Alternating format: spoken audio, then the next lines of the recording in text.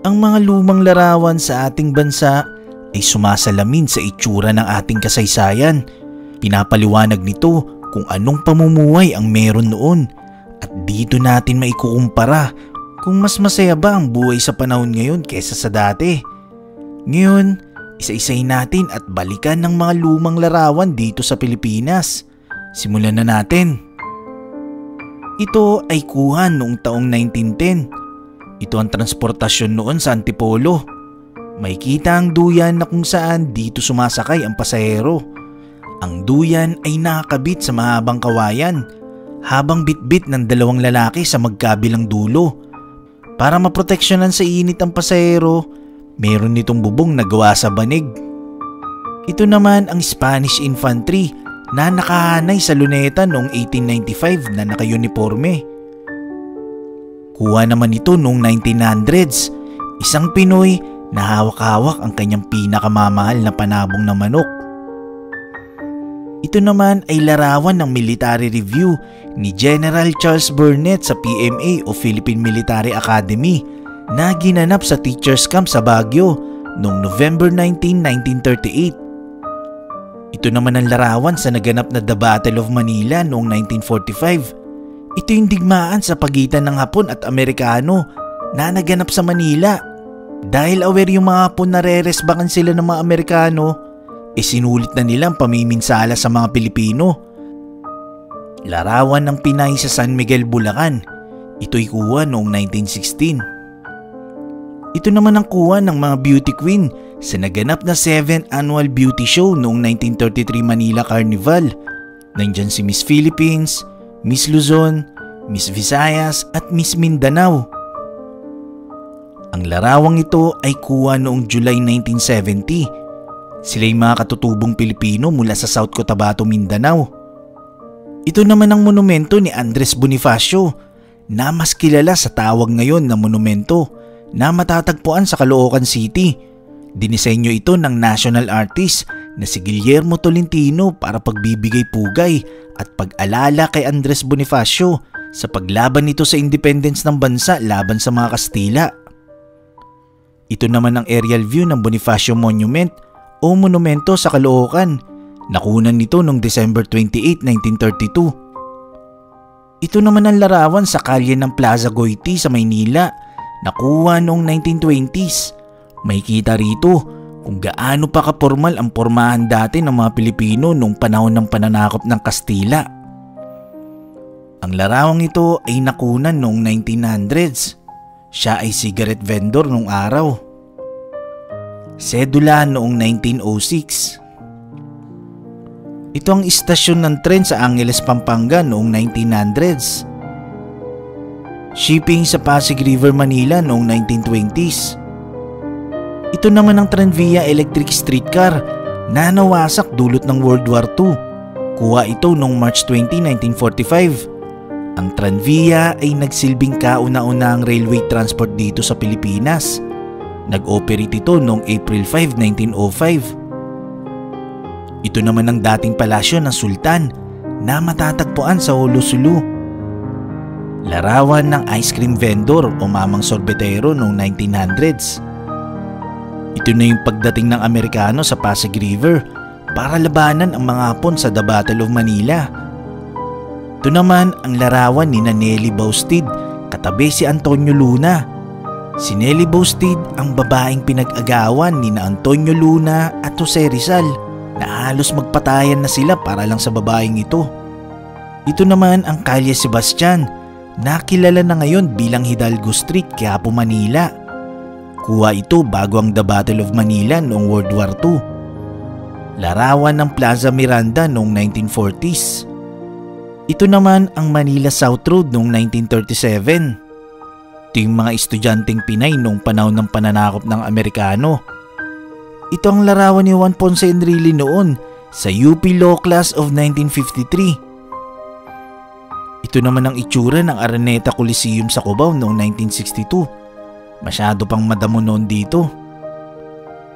Ito naman ay kuha sa Cebu noong 1945 nung sumuko ang mga Japanese nurses sa otoridad. Kuha sa Binondo Street sa Manila noong 1900s. Ito naman ang entrance ng Fort Santiago, Manila. Ito naman ang Town Plaza sa San Pablo, Laguna, na ang larawan sa taas ay kinunan pa noong 1934 at sa baba naman ay taong 2014. Makikita sa kaliwa ang puno ng mangga na halos 100 years nang nakatayo. Munisipyo sa Tanza, Cavite. Shell Gasoline Station sa Davao, kuha noong 1935. Nutriban noong panahon ni dating Presidente Marcos. Ito naman ang EDSA noong 1959. Monumento ni Rizal noong 1949. Wala pang mga gusali niyan sa likod. Quiapo Church, Manila noong 1941. Astig pa talaga ng mga kotse noon. San Miguel Corporation. Nagsimula itong may tatag noong 1890. Kilala pa ito noon sa pangalang Fabrica de Cerveza de San Miguel. Hindi lang ito kauna-una ang paggawaan ng alak sa Pilipinas, kundi maging sa buong Southeast Asia. Ito naman ang Luzon Brokerage Corporation na itinatag pa noong 1945. Ngayon, kilala na ito bilang LBC, Hari ng Padala. Cubao, Quezon City, kuha noong February 19, 1955. Ito naman ang Boy Scout Building noong 1954 sa Cebu. Ito ang itsura ng Ermita, Manila noong 1887. Bahay kubo pa talaga ang mga tirahan noon. Larawan ng Ilog Pasig. Sa itaas, yan yung Ilog Pasig na kuha noong 1870s. Ito naman ang JP Rizal Street sa Makati na kuha noong 1926. Larawan ng EDSA Buendia Crossing noong 1850s. Santa Cruz Church, Manila noong 1907. San Agustin Church, Intramuros, Manila, kuha noong 1940s. May kita sa tabi ang San Francisco Church at sa likod nito ang Manila City Hall. Escolta Bridge at Canal sa Manila, kuha noong late 19th century. Ito naman ang Taft Avenue noong 1900s. Ateneo de Manila sa Intramuros, kuha noong 1887. Ito ay piano class. Ito naman ang Parañaque noon. Kuha ito nung panahon ng mga Amerikano, early 1900s. Bahay kubo pa mga tirahan dito sa lugar. Ito ay kuha noong taong 1910. Ito ang transportasyon noon sa Antipolo. May kita ang duyan na kung saan dito sumasakay ang pasahero. Ang duyan ay nakakabit sa mahabang kawayan habang bitbit ng dalawang lalaki sa magkabilang dulo. Para maproteksyonan sa init ang pasahero, meron nitong bubong na gawa sa banig. Ito naman ang Spanish Infantry na nakahanay sa Luneta noong 1895 na naka-uniforme. Kuha naman ito noong 1900s, isang Pinoy na hawak-hawak ang kanyang pinakamamahal na panabong na manok. Ito naman ay larawan ng military review ni General Charles Burnett sa PMA o Philippine Military Academy na ginanap sa Teachers Camp sa Baguio noong November 19, 1938. Ito naman ang larawan sa naganap na The Battle of Manila noong 1945. Ito yung digmaan sa pagitan ng Hapon at Amerikano na naganap sa Manila. Dahil aware yung mga Hapon na re-resbakan sila ng mga Amerikano, sinulit na nilang pamiminsala sa mga Pilipino. Larawan ng Pinay sa San Miguel, Bulacan. Ito'y kuha noong 1916. Ito naman ang kuha ng mga beauty queen sa naganap na 7th Annual Beauty Show noong 1933 Manila Carnival. Nandyan si Miss Philippines, Miss Luzon, Miss Visayas at Miss Mindanao. Ang larawang ito ay kuha noong July 1970. Sila'y mga katutubong Pilipino mula sa South Cotabato, Mindanao. Ito naman ang monumento ni Andres Bonifacio na mas kilala sa tawag ngayon na monumento na matatagpuan sa Caloocan City. Dinisenyo ito ng national artist na si Guillermo Tolentino para pagbibigay pugay at pag-alala kay Andres Bonifacio sa paglaban nito sa independence ng bansa laban sa mga Kastila. Ito naman ang aerial view ng Bonifacio Monument o monumento sa Caloocan. Nakunan nito noong December 28, 1932. Ito naman ang larawan sa kalye ng Plaza Goiti sa Maynila. Nakuha noong 1920s. May kita rito kung gaano pa kapormal ang pormahan dati ng mga Pilipino noong panahon ng pananakop ng Kastila. Ang larawang ito ay nakunan noong 1900s. Siya ay cigarette vendor noong araw. Sedula noong 1906. Ito ang istasyon ng tren sa Angeles, Pampanga noong 1900s. Shipping sa Pasig River, Manila noong 1920s. Ito naman ang Tranvia electric streetcar na nawasak dulot ng World War II. Kuha ito noong March 20, 1945. Ang Tranvia ay nagsilbing kauna-unahang railway transport dito sa Pilipinas. Nag-operate ito noong April 5, 1905. Ito naman ang dating palasyo ng Sultan na matatagpuan sa Hulosulu. Larawan ng ice cream vendor o mamang sorbetero noong 1900s.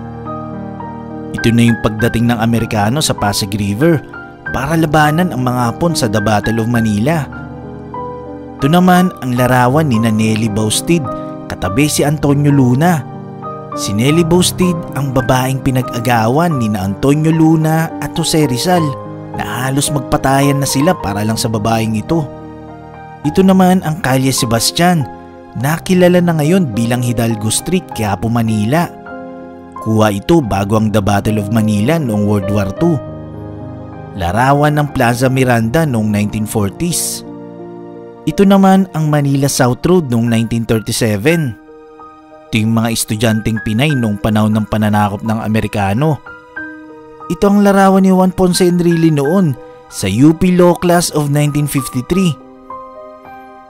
Ito naman ang itsura ng Araneta Coliseum sa Cubao noong 1962. Masyado pang madamo noon dito. Ito naman ay kuha sa Cebu noong 1945 nung sumuko ang mga Japanese nurses sa otoridad. Kuha sa Binondo Street sa Manila noong 1900s. Ito naman ang entrance ng Fort Santiago, Manila. Ito naman ang Town Plaza sa San Pablo, Laguna na ang larawan sa taas ay kinunan pa noong 1934 at sa baba naman ay taong 2014. May kita sa kaliwa ang puno ng mangga na halos 100 years nang nakatayo. Munisipyo sa Tanza, Cavite. Shell Gasoline Station sa Davao, kuha noong 1935.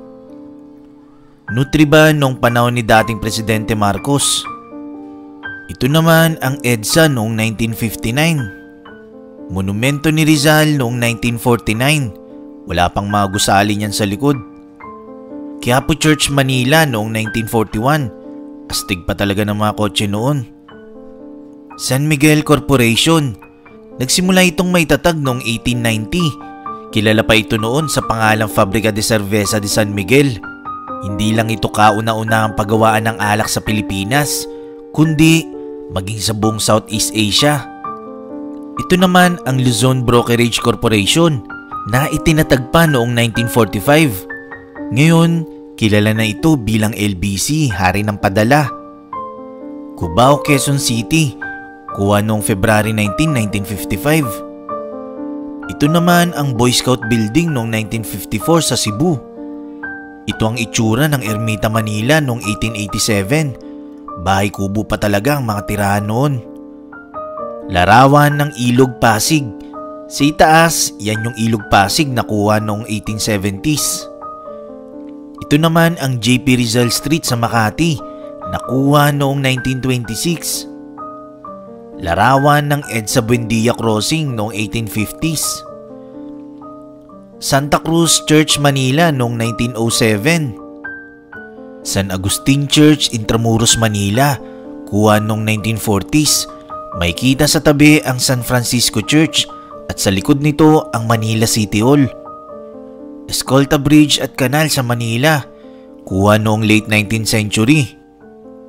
Ito naman ang Taft Avenue noong 1900s. Ateneo de Manila sa Intramuros, kuha noong 1887. Ito ay piano class. Ito naman ang Parañaque noon. Kuha ito nung panahon ng mga Amerikano, early 1900s. Bahay kubo pa mga tirahan dito sa lugar.